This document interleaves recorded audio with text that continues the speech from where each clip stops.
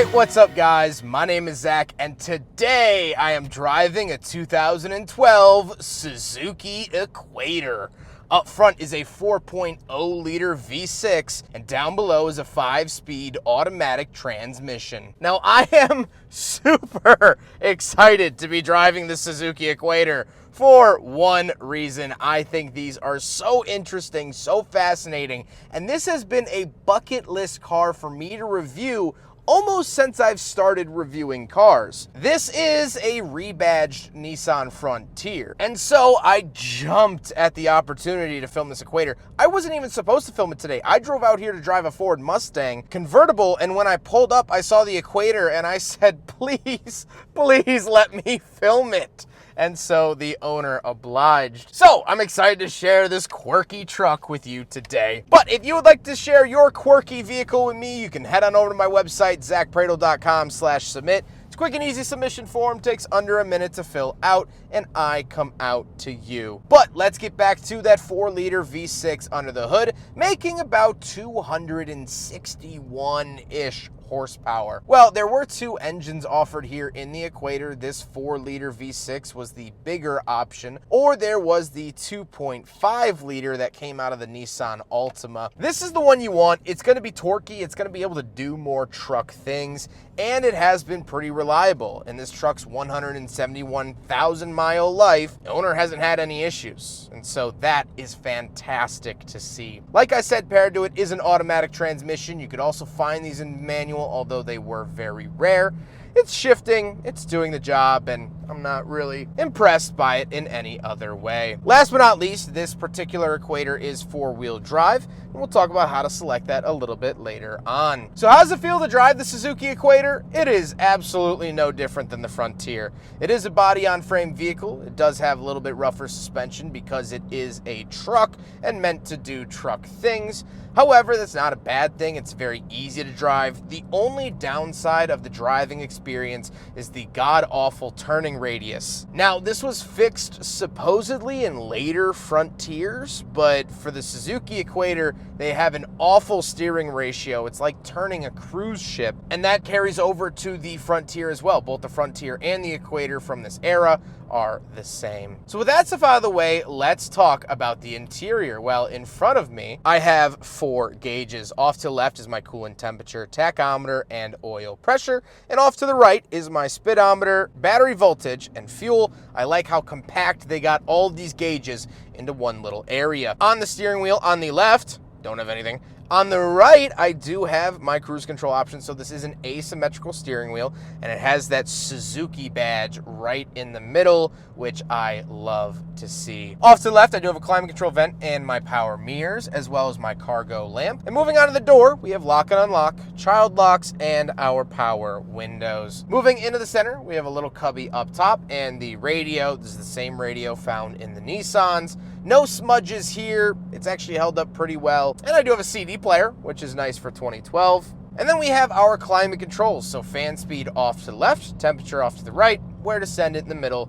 Very, very basic. Then we do have our 4-wheel drive settings. It's a little turn knob down below here for 4 high and then push into 4 low. We have our traction control hill descent, which is really, really nice for 2012. And then a little aftermarket switch that the owner put in. Then we have a little cubby, coin holder off to the left, and the shifter. Again, very familiar with the shifter from a lot of Nissan products, so nothing new here. Then we have the handbrake off to the left and the cup holders off to the right. So we will do a big friggin' bottle test here in the Suzuki Equator. Never thought I'd be able to say that. And it passes! So just one more notch on the bedpost of the Equator, it passes the big friggin' bottle test. Now we gotta talk about the seats. The seats are cloth and they are very, very basic. Even in the Suzuki Equator's top, nicest trim level, it was still very barren. Suzuki was an entry-level company, and so that is mirrored here by the seats. However, speaking of seats, we do have back seats. So let's go do a backseat review. All right, so we're in the back of the 2012 Suzuki Equator, and a couple of things to note. First of all, knee room, not great. Headroom, fine. Is this gonna be a comfy back seat? No, but if you and your crew gotta go somewhere, you could definitely use it. Kids are gonna sit back here fine. They're gonna think they're in a Rolls Royce. But as much as my parents might tell me otherwise, I'm not a kid anymore, and so I don't really fit back here great. I do have some cup holders that come down in the center, and these seats can actually fold up to reveal some storage nets and a little cubby space like that. So I love when trucks do that. They really utilize the back seats as much as humanly possible to get as much storage back there, and that is always very appreciated. However, speaking of storage, let's talk about the big meat in back, which is the giant bed. All right, around the back of the Suzuki Equator, first of all, I love the Suzuki badges on the back, and I'm holding a Suzuki key. Anyway, once we are back here, big tailgate like this, nothing really special. However, this truck is used as a work truck and has been very, very useful for the owner. And he showed me these really cool rail systems. So if we come over here, and this actually came on the Suzuki, you have these sort of pieces that you can slide. I know it's really noisy on camera. And then you could tighten them. There you go. Then you can hook stuff wherever on the bar that you want. Super, super cool and super useful. However, nothing really to write home about besides that, but just cool to be around the back of a Suzuki. Now we gotta talk about the looks. And first of all, the front end is very different from the Frontier. Headlights are a little different. Grille is different. Obviously, you have a giant Suzuki badge or Superman badge, however you want to phrase it. But the overall looks, it shares all of the sheet metal with the Frontier because it is just a rebadge of the Frontier. They are the same truck, and so it should be noted there. But I get so overly excited about it whenever I see that big Suzuki badge on the front of what looks like a Nissan. I get excited, I get ecstatic, and I should probably go to therapy over it because I don't think that's a normal reaction to an 11-year-old outdated pickup truck, but that's the way my brain is wired. With all of that being said,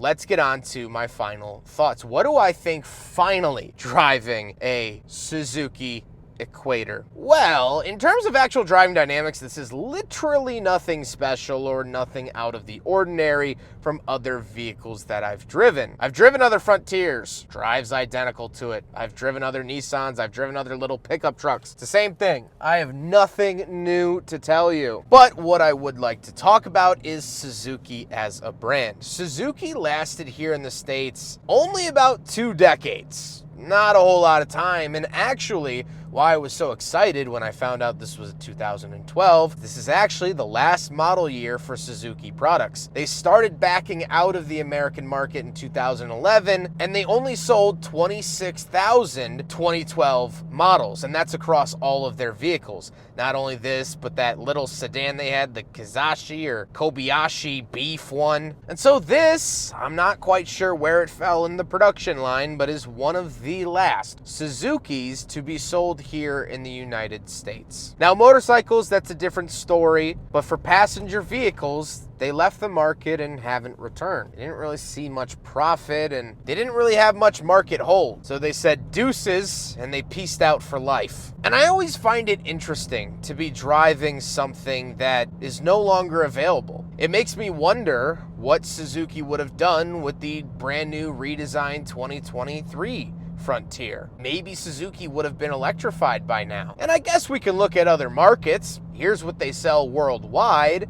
Maybe we would have gotten this stuff, maybe not. But it's just so fun for me to drive these vehicles and sort of think of almost an alternate universe. Imagine if Nissan and Suzuki swapped places, where we were all terrified of seeing a Suzuki Altima on the roads, but got overly excited when we saw a Nissan product. Imagine a world where they didn't leave the US market. Maybe they would have become one of the most dominant names in economy cars. Who knows? And unfortunately, that story won't ever be written because it ended with this truck. As a motor vehicle, this truck is great. It does everything you want it to. It's been very reliable for the owner, and that's all you can ask from a vehicle like this. But as a story, as a piece of automotive history, I'm still going to smile and wave anytime I see a Suzuki Equator, because it's a testament of what could have been and what used to be. I do miss the Suzuki brand, and odds are if you're watching this video, you do too. I hope you guys enjoyed the video. Huge thank you to Todd, as well as his son Evan, for facilitating this review to happen. Like I said, this was not a planned review. I showed up to drive a Fox body Mustang and saw this in the driveway and had quite the fangirl moment. So I think the owner just let me drive it out of somewhat sympathy. But I am so thankful that he did. Todd and Evan have been awesome to work with. So knowledgeable about these vehicles, very down to earth, just wholesome people, and I can't thank them enough. But I hope you guys enjoyed watching this video. Don't forget to rate the video, comment on the video, and subscribe if you really liked it. Take care, guys.